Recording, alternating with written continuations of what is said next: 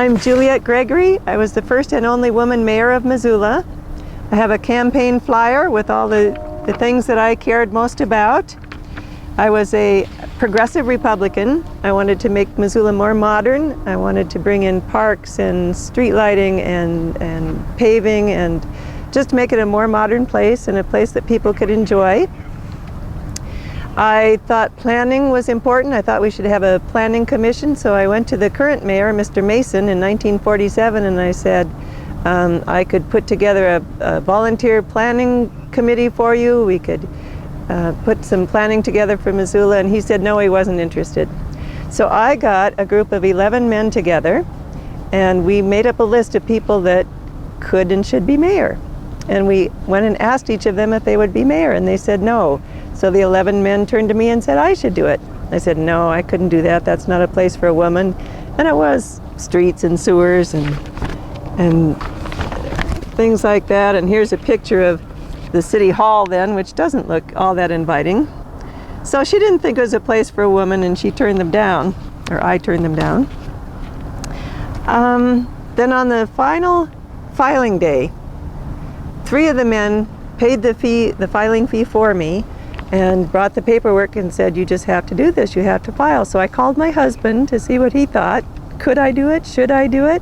And he said, sure, go for it. So I did, ran for mayor, defeated the current Mr. Mason in the primary, and then Edward Dussault was my opponent in the general election, defeated him by 30 votes.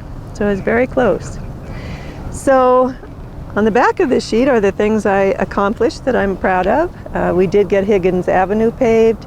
We put in some more street lighting. I brought in some sanitation people to do inspections of restaurants and dairies and things like that.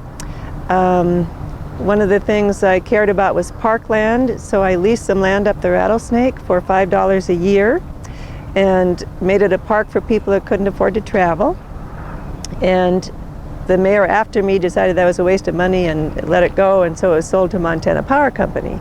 So it's all that Montana Power Company land that was a park when I was mayor. The other park I instigated and was proud of was the park under the Higgins Street Bridge.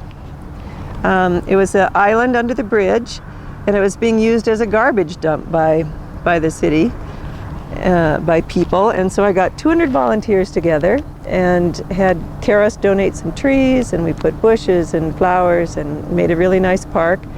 And then the next spring was a big flood, and it flooded it all away. So they called it Juliet's Folly, and it was gone. But I was proud of my efforts in doing that. And then another thing that I cared strongly about was the cemetery, and I was instrumental in getting a lot of the land added to the cemetery, and got a mill levy to raise some money so that there would be enough money for the cemetery to operate.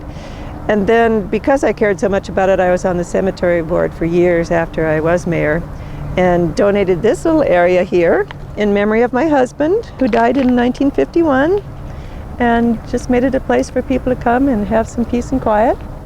Neither of us are buried here, but this was the little memorial that I set aside. To get all these things done, I was kind of pushy. Would you agree? Just a little outspoken. In fact, I went through 3 city engineers, 3 park superintendents, 3 police judges. I fired the fire chief because he had falsified some 200 reports, some inspections, saying that they had been inspected when they weren't, and those were all low-income areas that he just said he inspected and he didn't, so I fired him. And in fact, later got a letter from the chairman of the Republican committee who said, you are one of the best mayors we ever had, but you know, Juliet, if you could learn to get along with people better, you'd get more done. But she stayed active all her life in dozens of organizations, from the Chamber of Commerce to the League of Women Voters to certainly the Republican Party. She was a delegate to the 1964 convention, and as a Rockefeller delegate, not as a Goldwater. She didn't like those extreme right-wing people, and then was co-chair of the Rockefeller campaign in Montana. and stayed active until she died at 93.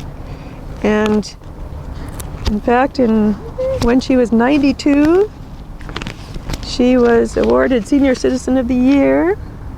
Here she is at 92. Some of the fun stories from when she was mayor: she knew that she couldn't really get rid of prostitution. That was just something she couldn't accomplish, so she set aside some rules for the chief of police to follow. And she insisted that the girls have medical inspections every week, that they couldn't use red lights or music to attract people. They had to be off the streets until 10 o'clock at night, and then off the streets again at 4 o'clock in the morning. And they couldn't be younger than 18. So she established some rules. And then she needed to communicate with the madams every now and then, but she couldn't be seen with them in public. So she would arrange to meet them at the local Stop and Shop at the spice and jam aisle. She would stand on one side of the shelves and the madams would be on the other side of the shelves, and she would communicate with them that way so that she could talk to them without anyone seeing them together. So there were some fun stories, and she was a very active lady.